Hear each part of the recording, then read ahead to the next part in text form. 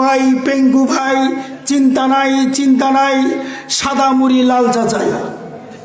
এই স্লোগানের আশায় আপনারা এই কণ্ঠে আওয়াজ রেখে দিবেন, নাকি সর্বশ্রেষ্ঠ তাবারাকাল্লাযী বিয়াদিহিল মুলক, যিনি হলেন মহামানিত্য রব, যিনি হলেন কুল কায়নাত আসমান জমিন, সাত তবাক আসমান জমিনের রব, সেই আল্লাহ যত বড় তার সঙ্গে আওয়াজটাও দিতে হবে তত বড়। কথা বলেন ঠিক না বেঠে?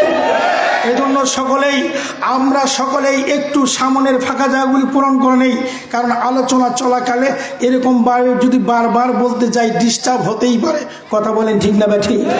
এজন্য আমি উদাত্ত আহ্বান করব, অনুরোধ করব, 1 ঘন্টা বয়ান করব ইনশাআল্লাহ। আমি বেশি ওয়াজ করব না, 1 ঘন্টা বয়ান করব। যতক্ষণ কথা বলবো আল্লাহর কুরআন থেকে বলবো, রসুলের সুন্নাহ থেকে বলবো।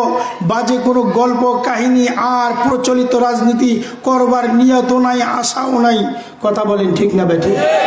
সম্মানিত ভাইরা, আপনাদের যদি সম্মতি পাই, আওয়াজটা যদি একটু ভালো পাই, আলোচনা করে মজা পাবো। কথা বলেন ঠিক না বেঠে? এই জন্য সকলে একটু গালাটা ঝাড়ি দেন তো। রেডি আছেন তো? শুকরিয়া আদায় করবো কার? আওয়াজ বেশি দিয়ে না কম দিয়ে? সমস্ত আওয়াজ বাড়িয়ে দেন, সকলেই বলেন আলহামদুলিল্লাহ। আর একটু জোরে আলহামদুলিল্লাহ।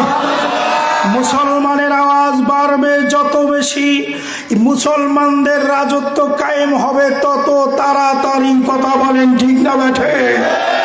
আমার ভাইরা, 2024 সেশনে রক্ত দিয়েছি, জীবন দিয়েছি, আন্দোলন করেছি, মিছিল মিটিং করেছি। একমাত্র লক্ষ্য আর উদ্দেশ্য হলো সেই কুল কায়নার রাজত্বের মালিক আল্লাহ, এই জমিনে আল্লাহর হুকুম চলবে, এটাই বাস্তবতা। কথা বলেন ঠিক না বেঠে? সুতরাং আওয়াজ কমাইলেই কিন্তু আবার নাস্তিকের দলেরা আসবে, গলা চিপে ধরবে। কথা বলেন ঠিক না বেঠে? কথা বলেন ঠিক না বেঠে? আপনার বাড়িতে মুরগির খোয়ার আছে? হাঁসের খোয়ার আছে? হাঁসের খোয়ার, মুরগির খোয়ারের দরজা লাগান না খোলা রাখেন?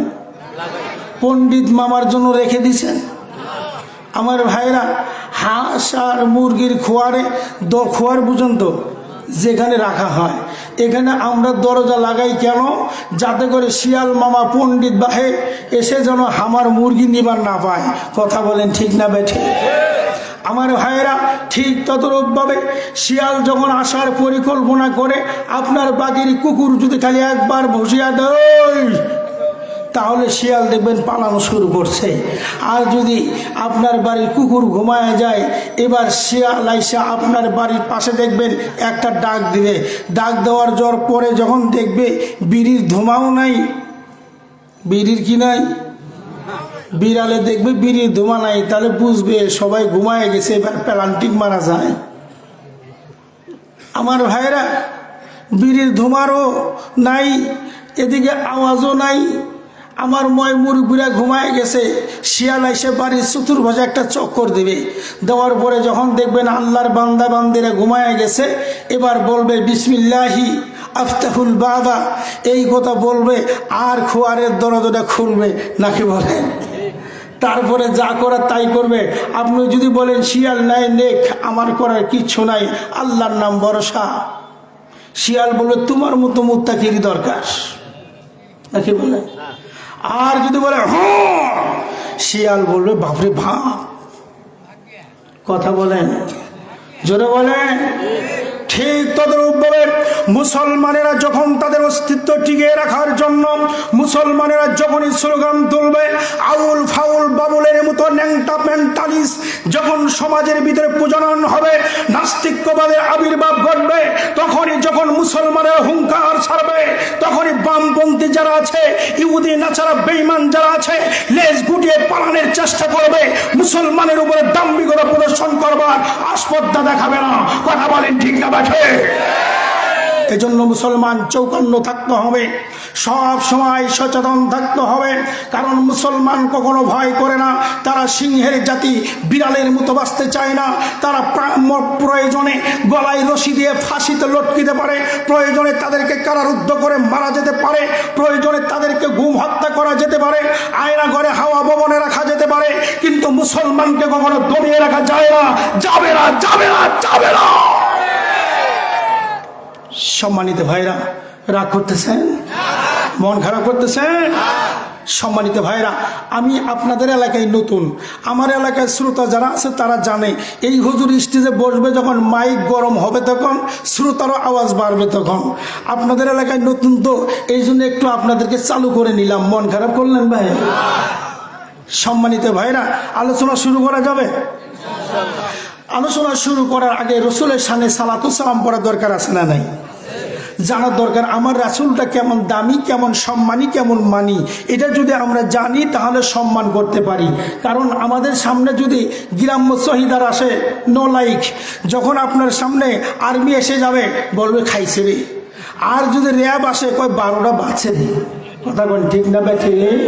কারণ আমরা জানি আনসার বিটিভিআর চকিদারের পাওয়ার কতটুক, আমরা জানি বিটিআরের পাওয়ার কতটুক, আমরা জানি আর্মির পাওয়ার কতটুক, আমরা জানি র্যাবের পাওয়ার কতটুক। কথা বলেন ঠিক না ব্যাঠে? আর্মির পাওয়ার আছে, ইচ্ছা করলেই আপনাকে ন্যায় হোক আর অন্যায় হোক পিটায় সাইজ করতে পারবে। আর র্যাবের এই পাওয়ারও দেওয়া আছে, তোমার সন্দেহ হলে তোমাকে পাওয়ার দেওয়া আছে, তুমি ইচ্ছা করলে তাকে ঘটনাস্থলে সাইজ করে দিতে পারো। এই জন্য যার পাওয়ার যত বেশি মানুষ সেই অনুযায়ী তারে সম্মান করে, ভয় করে। কথা বলেন ঠিক না ব্যাঠে? তা আমার রসুলের পাওয়ার কেমন সামান্য একটি এক্সাম্পল দিয়ে আলোচনা শুরু করব। আমার ভাইরা, আমার বন্ধুরা, আমার রসুলের দাম, আমার রসুলের শান, আমার রসুলের মান এত বেশি, এত বেশি যেটা বক্তৃতা দিয়া, ভাষণ দিয়া কোনোদিন শেষ করা সম্ভব নয়। শুধুমাত্র একটা এক্সাম্পল আপনাদেরকে দিয়ে যাই। হযরত আদমের সফিহুল্লাহ, হযরত নূহুল্লাহ, এরকমভাবে ইব্রাহিম খলিলুল্লাহ, এরকমভাবে যত পয়গম্বর আসে তারা সকলেই জান্নাতের দরজায় যায়। জান্নাতের দরজায় গিয়ে বলে আসসালামু আলাইকুম ইয়া মালাকুর রিদওয়ান ইফতাহাল বাবাল জান্নাহ দুখুলুহা। হে রিদওয়ান ফেরেশতা, দয়া করে জান্নাতের দরজা খোলো, আমি একটু জান্নাতে ঢুকতে চাই। সমস্ত নবীরা বলবে ও রিদওয়ান ফেরেশতা, জান্নাতের দরজা একটু খুলো প্লিজ, আমরা একটু জান্নাতে ঢুকতে চাই। বলেন তো হাসরের মাঠে এই কথা বলার অধিকার তাদের আছে না নাই? আমার ভাইয়েরা, এবার মালিক মেরে রিদওয়ান ফেরেশতা ডাক দিয়ে বলবেন, হে আদম নবী, নূহ নবী, মুসা নবী, ঈসা নবী, ইব্রাহিম নবী, আপনারা যে যত বড়ই পাওয়ারফুল হন না কেন, যত বড়ই পাওয়ারম্যান হন না কেন, আপনাদের জন্য একটা ওপেন ঘোষণা আমার আল্লাহর আছে, লা ইয়াদখুলুহা ইল্লা মুহাম্মাদিন। অতক্ষণ পর্যন্ত জান্নাত কেউ উদ্বোধন করতে পারবে না যতক্ষণ পর্যন্ত সৃষ্টির সেরা নবী, তামাম পৃথিবীর মধ্যে সর্বশ্রেষ্ঠ নবী, নবী মুহাম্মদুর রাসূলুল্লাহ সাল্লাল্লাহু আলাইহি সাল্লাম জান্নাতে প্রবেশ করবে না, ততক্ষণ পর্যন্ত কোন নবী এবং কোন নবীর উম্মতেরা আল্লাহর জান্নাতে যেতে পারবে না। আল্লাহু আকবার। আপনারা কমাস কম এটা বুঝতে পেরেছেন আমার নবীর পাওয়ার আছে না নাই? পাওয়ার আছে না নাই? আমার নবী জান্নাতে ঢোকার আগ পর্যন্ত কোন নবী জান্নাতে ঢুকতে পারবে না। তাহলে বোঝা গেল আমার নবী হলো সর্বশ্রেষ্ঠ নবী, আমার নবী হলো নবীদের নবী, আমাদের নবী হলো সরকার দু আলম, আমার নবী হলো শাফিউল মুজরিবিন, আমার নবী হলো রহমাতাল লিল আলামিন, আমার নবী হলো জান্নাতের সর্বপ্রথম উদ্ভাবক। কথা বলেন ঠিক না ব্যাঠে? আমার ভাইরা, আমার নবীর এত দাম, এত মান, আমি জানতে চাই আমার নবীর দাম আর মান যদি এত বেশি হয়, আমার নবীর উম্মতের দাম আর মান আছে না নাই? জোরে বলেন আছে না নাই? আল্লাহ তাআলা সেটা ওই কালামে হাকিমের ভিতরে ওপেন করে জানিয়ে দিয়েছেন, কুনতুম খায়রা উম্মাতিন উখরিজাত লিন-নাস তা'মুরুনা বিল মা'রুফি ওয়া তানহাউনা আনিল মুনকার। আল্লাহ বলেন, ও শ্রেষ্ঠ নবীর শ্রেষ্ঠ উম্মতেরা, তোমরা শোনো, তোমাদেরকে আমি আল্লাহ তাআলা সর্বকালের সর্বযুগের সর্বশ্রেষ্ঠ উম্মত এজন্যই নির্বাচিত করেছি, তোমরা মানুষকে সৎ কাজের আদেশ করবে, অসৎ কাজের নিষেধ দিবে। তোমরা যদি এই কাজটা করতে পারো, সর্বকালের সর্বযুগের উম্মতের সর্বশ্রেষ্ঠ নবীর সর্বশ্রেষ্ঠ উম্মত হতে পারো। জোরে বলি সুবহানাল্লাহ। আমার ভাইয়েরা, আমার নবীর এত দাম আর এত মান এত শান, সেই নবী আমার মদিনায় সবুজ গম্বুজের নিচে শুয়ে আমার মতো আপনার মতো হতভাগা গরিব খ্রিস্টান মানুষটা নবীর উম্মত দাবি করেছি। আমাদের জন্য মদিনায় সবুজ গম্বুজের নিচে শুয়ে আমার নবী কান্দে। কিয়ামতের ময়দান যেদিন কায়েম হয়ে যাবে, সব মানুষ হাসরের মাঠে দাঁড়িয়ে যাবে। আমার ভাইয়েরা, কিলিন সবাই থাকবে, কত সুন্দর জাকজমক চাকচিক্যপূর্ণ। আমার নবীর শরীরের ভিতরে কাদা, আমার নবীর শরীরের ভিতরে কাদা, চেহারার ভিতরে মাটি। আল্লাহ রাব্বুল আলামিন জিজ্ঞাসা করবে, ইয়া মুহাম্মদ লিমা তুরাবুল মিনাল মাজি, হে মুহাম্মদ তোমার চেহারার ভিতরে মাটি কেন? লিমা তুরাবুল লিল কমিসি, তোমার কাপড়ের ভিতরে মাটি কেন? আল্লাহর নবী ডাক দে বলবে, আল্লাহ আমি তো সেই নবী, মায়ার নবী, রহমতের নবী। আমি মদিনায় সবুজ গম্বুজের নিয়ে শুয়েছিলাম, যখন আমার উম্মতের মায়ায় পড়ে কান্না করেছি, তখন আমার উম্মতের জন্য কান্না করতে করতে এত পরিমাণ পানি আমার কবরের ভিতর হয়ে গেছে। আল্লাহ দেখুন না কেন আমার কাপড়টা পর্যন্ত কাদা মিশ্রিত হয়ে গেছে, আমার চেহারার ভিতরে মাটি, আমার শরীরের ভিতরে মাটি। আমি এত কান্না করেছি একমাত্র আমার উম্মতের জন্য। জোরে বলেন সুবহানাল্লাহ। সম্মানিত ভাইরা, আমার নবী এত দামি, এত সম্মানী, সেই নবী আমার প্রতি, আপনার প্রতি এত ভালোবাসা রেখেছেন। সেই নবীর প্রতি আমাদের ভালোবাসা রাখা দরকার আছে না নাই? জোরে বলেন আছে না নাই? এই নবীর শানে যদি কেউ ভালোবাসা দেখায়, আল্লাহ বলেন তুই একবার ভালোবাসা দেখাবি, আমি তোর উপর 10 বার ভালোবাসা দেখাবো। সুবহানাল্লাহ বলেন। এই জন্য রহমতের নবী আমার বলেন, মান সাল্লা আলাইয়া ওয়াহিদান সাল্লাল্লাহু আলাইহি আশারা মাররাতান, যে ব্যক্তি আমি নবীর শানে একবার দুরূদ শরীফ পড়বে, আল্লাহ তাআলা ওই বান্দার উপর 10 বার রহমত নাজিল করবে। জোরে বলি সুবহানাল্লাহ। এই জন্য আমি আপনাদের কাছে জানতে চাই, এতক্ষণ পর্যন্ত আলোচনা আর পর্যালোচনা যারা যা জানলেন, আমার রসুলের শানে দাম মানে দুরূদ ও সালাম পড়া দরকার আছে না নাই?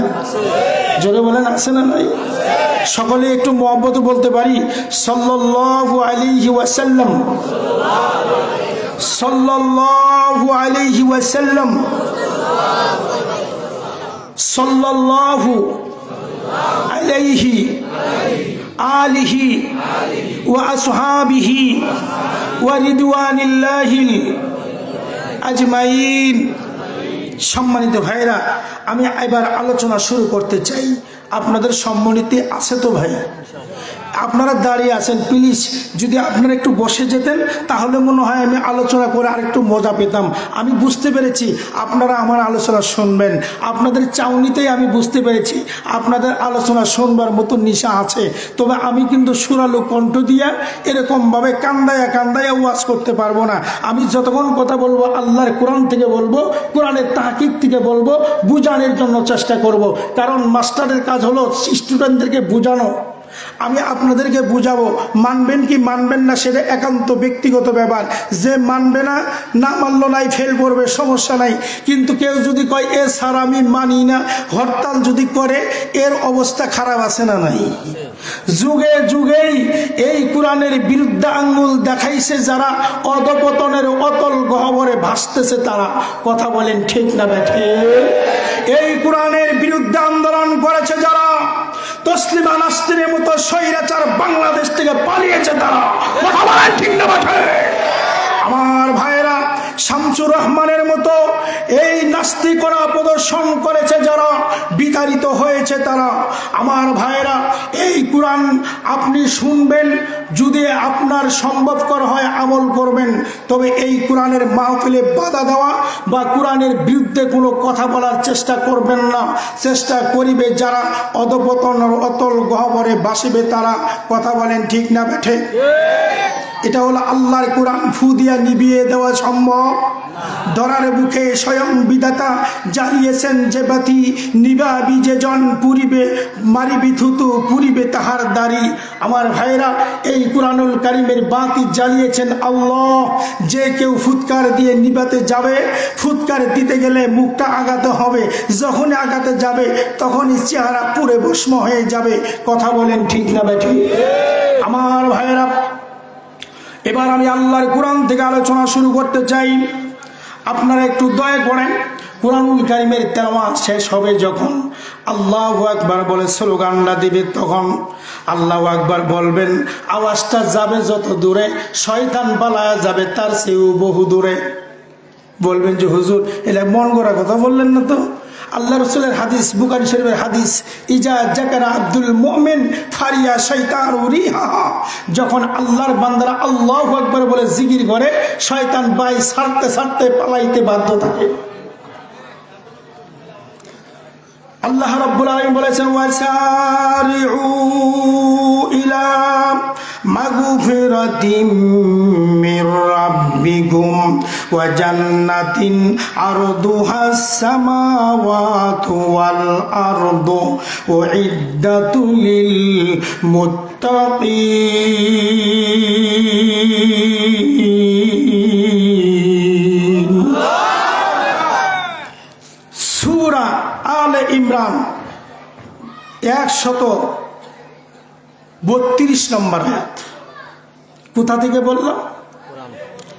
সূরা আলে ইমরান কুরআনুল কারীমের 3 নম্বর সূরা। সূরাটার নাম সূরা আলে ইমরান। তার মধ্য থেকে 132 নম্বর আয়াত আপনাদের সামনে তেলাওয়াত করলাম।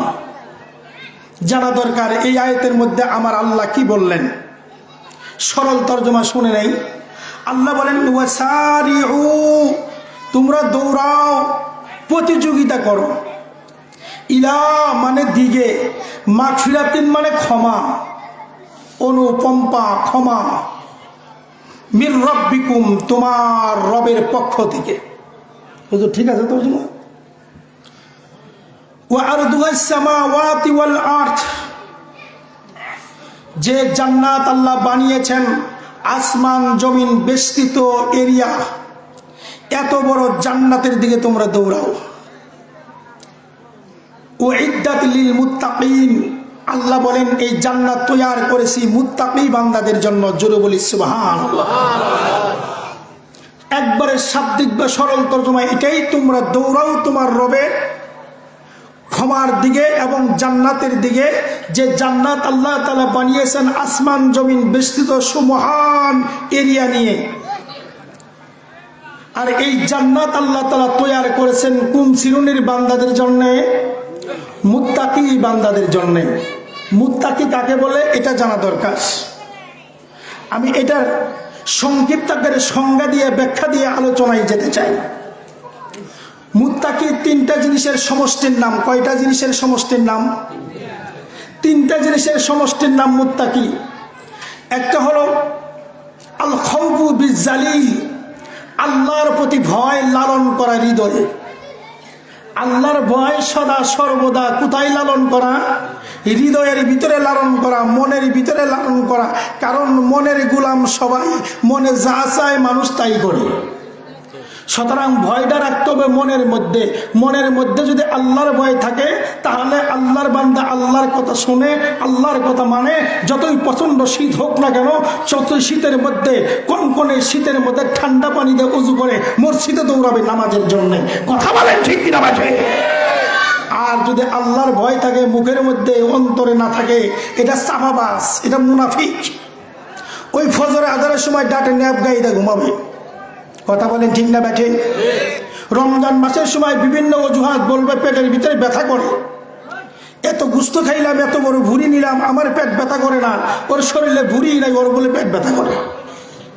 এটা হলো অজুহাত, বাহানা। হাত হলো মানুষের 2টা, এর হলো 3 নম্বর হাত, এটার নাম হলো অজুহাত।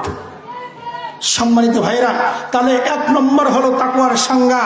1 নম্বর হলো আও খাউফু বিজ্জালিল, আল্লাহর ভয় হৃদয়ে লালন করা।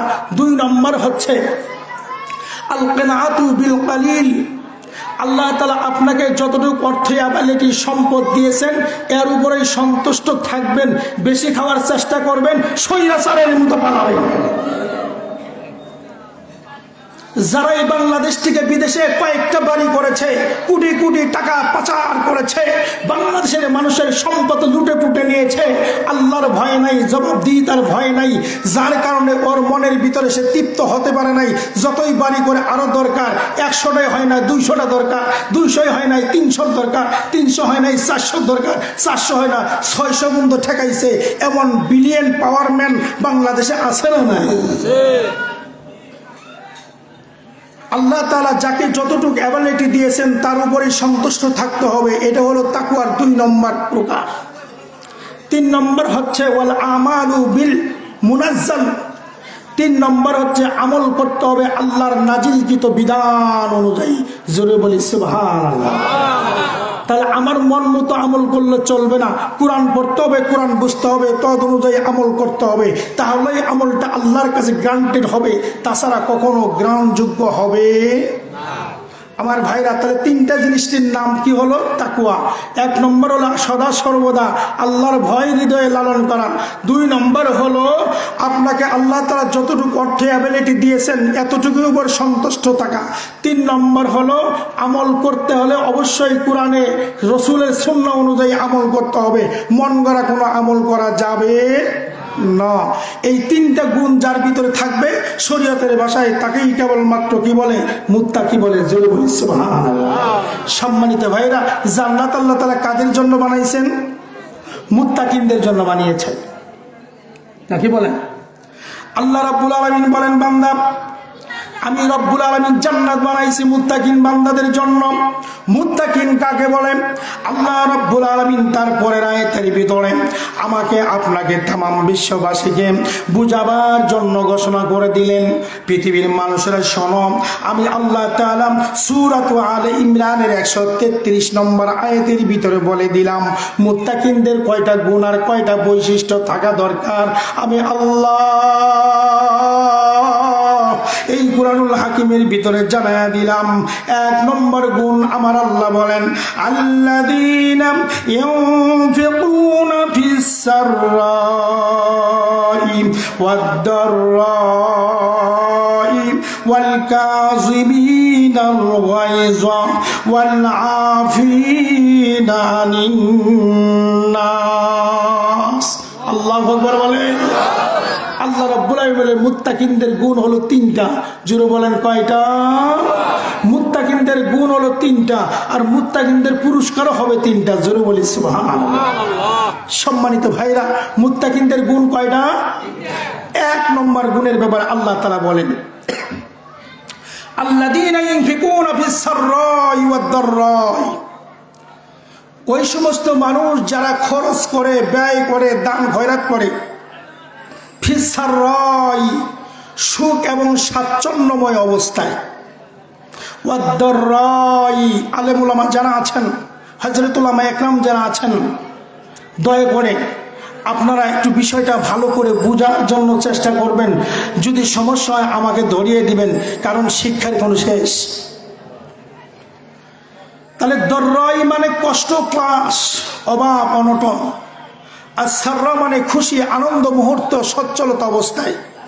কার রাস্তায় ব্যয় করতে হবে? আল্লাহর রাস্তায় ব্যয় করতে হবে। এটা হলো মুত্তাকিনদের 1 নম্বর বৈশিষ্ট্য। 2 নম্বর বৈশিষ্ট্যের ব্যাপারে আল্লাহ তাআলা বলেন, ওয়াল কাযিমিনা গায়জ। আল্লাহু আকবার বলেন।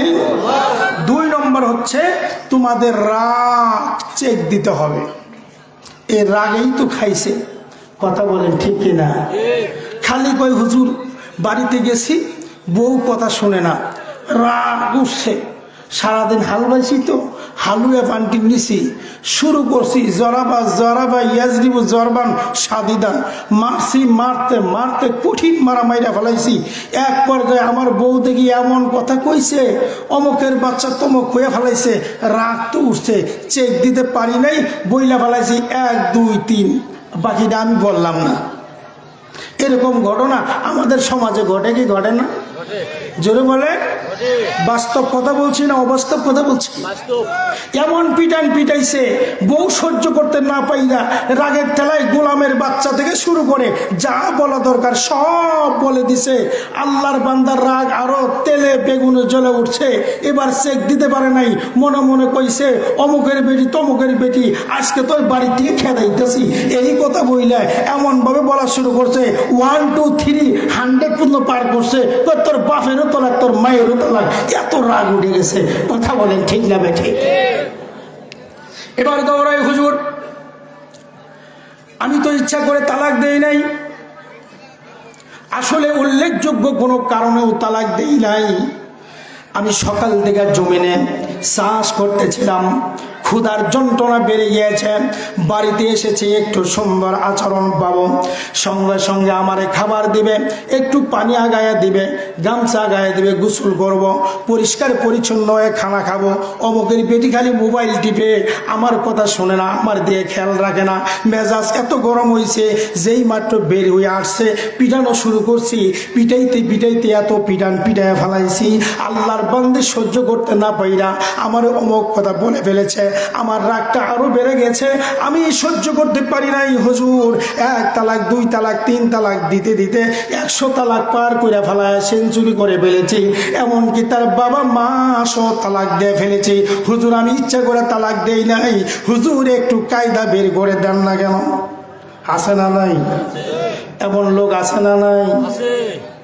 মুত্তাকিনদের বৈশিষ্ট্য হলো রাগকে চেক দিতে হবে, রাগকে দমন করতে হবে।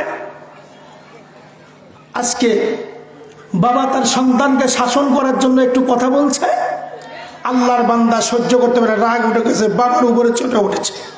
আছে না নাই? সম্মানিত ভাইরা, রাগকে চেক দিতে হবে। আজকে এই রাগে আমাদের খাইছে। কথা বলেন ঠিক না বেঠি? বাবা যদি মাফ করে দিছে, বেটি কই মাফ করবো না, এত রাগ উঠছে, রাজাকারের গোষ্ঠী থবো না দেশে। কথা বলেন ঠিক না বেঠি? বাবা মাফ করে দিছে, বেটি কই কিসের মাপটা? আমার ভাইয়েরা এমন ভাবে ধরছে, ধরতে ধরতে মারতে মারতে রাগ খাবে না, এবার যারা জবাই করা শুরু করে দিছে।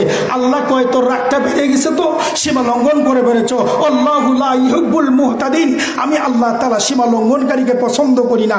তোর মতো সীমা লঙ্ঘনকারীর আর আশ্রয় দেওয়া যায় না। অনেক আশ্রয় দিয়েছি, ধৈর্যের বাঁধ ভেঙে গেছে, এবার তোকে একটু সাইজ করা দরকার। কথা বলেন ঠিক না বেঠে? মিস্টার ফেরাউন, এই ফেরাউন দাবি করতে করতে এমন পর্যায়ে চলে গেল, এক পর্যায়ে বলা শুরু করে দাও, মুসা তুমি কার দিকে দাওয়াত দাও? আনা রব্বুকুমুল আলা, আমি তো বড় ক্ষুধা। কিসের আবার আসমানের ক্ষুধা? কার গুণগান গাও? দেখা যায় না, শোনা যায় না, তার গুণগান গাও। আমি তোমার বড় ক্ষুধা, তুমি আমার বাড়িতে ছিলে, আমার লালিত পালিত অবস্থায় বড় হয়েছিলে, তুমি আমাকে ক্ষুধা মানো না? তুমি আবার কোন ক্ষুধার কথা বলো রে মুসা? আমি তোর ক্ষুধারে মানতে রাজি না। আনা রব্বুকুমুল আলা, আমি বড় ক্ষুধা। আল্লাহ কই সীমাটা পার করলি না রে?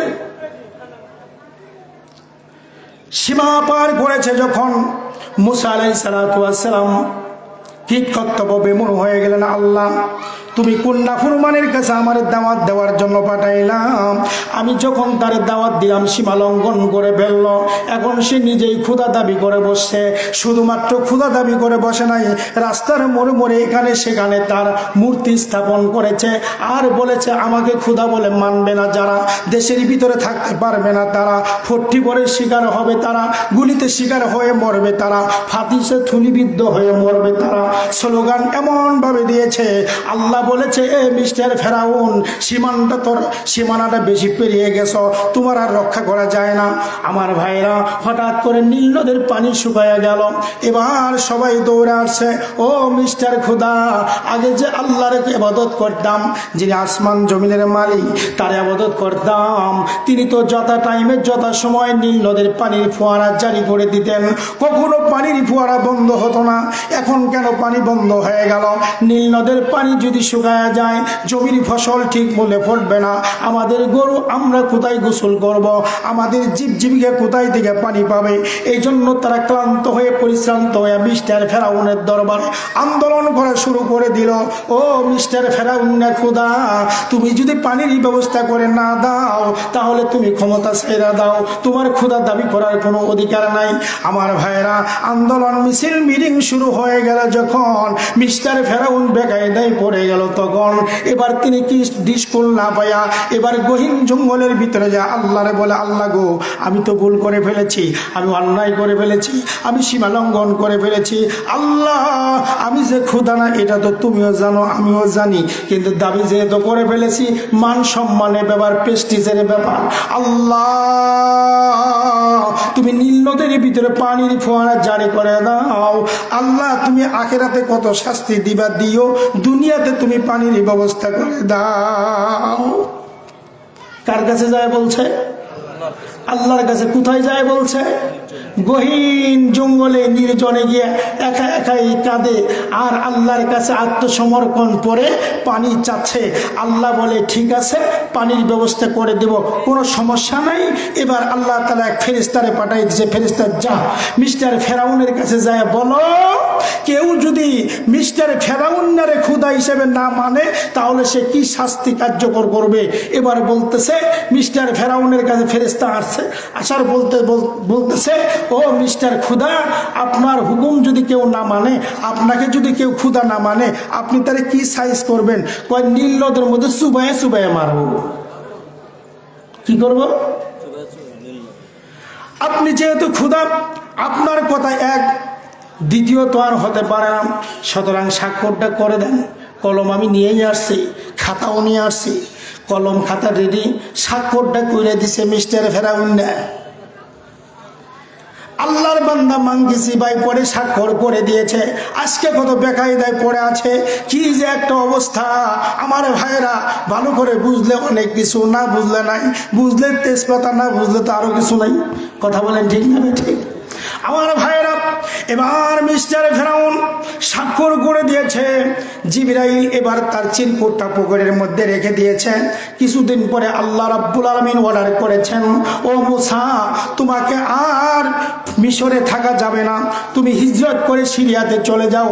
আমার ভাইরা, আল্লাহর হুকুম হয়েছে যখন মুসা নবী তার বাহিনী নিয়ে রওনা করেছে, তখন নীল নদের কাছে আসছে তখন দেখে নদীর মধ্যে পানি অনেক বেশি। এবার বনি ইসরাইলের লোকেরা ডাক দেয়, বলে, নবী মুসা রে, ফেরাউনের দরবারে ছিলাম, তাও তো প্রাণে বাঁচার মতো আশ্বাস ছিল, কিন্তু তুমি এমন জায়গায় আমাদেরকে নিয়ে আসলা, বের হওয়ার মতো কোনো সুযোগ নাই। পিছনে দেখো ফেরাউন তার বাহিনীরা রেডি পজিশন, আমাদেরকে ধরবে যখন, ক্রস ফায়ার করবে তখন। এটা তুমি কি করলা রে মুসা? এবার মুসা নবী ডাক দেয়, বলে, তোমরা কোনো চিন্তা করো না। আল্লাহর কাছে দোয়া করলেন। আল্লাহ বলে, মুসা রে, তুমি চিন্তন করো কেন? ওয়া মাকারু মাকারুল্লাহ আল্লাহু খায়রুল মাকিরিন।